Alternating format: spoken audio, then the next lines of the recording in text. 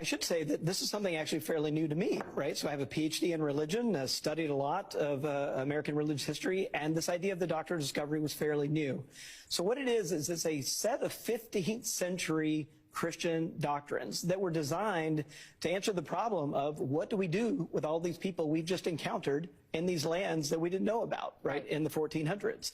And so who do the Christian princes and queens and kings appeal to but the head of the Christian church? And this is, I should say, it is a Catholic doctrine, but this is before the Catholic Protestant split. So it is a Christian doctrine of all of Western Europe here. And so they appeal to the religious authority, the Pope, and they get a decision about what their responsibilities are. And it basically runs like this. It says, the defining characteristic is whether or not these people are Christian or not.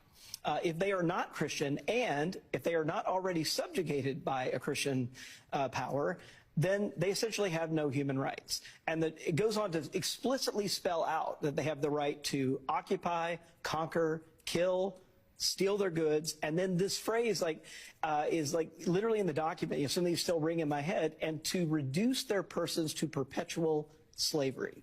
Right. This is in the document from the highest power of the Christian church in the late 1400s. And so this is what gives license in their minds to European colonizers to try to enslave indigenous people, to wipe them out if they resist in any way, and to enslave Africans. That's how they do it, and still in their minds advance the interests of Christianity. That's exactly right. And it's worth remembering, this is the version of Christianity that lands on these shores and then, in fact, motivates the landing on these shores. And I think one of the things I've become really convinced of, and one of the reasons why I at the heart of this new book, is that this idea that this country is intended by God to be a promised land for European Christians is very much still with us.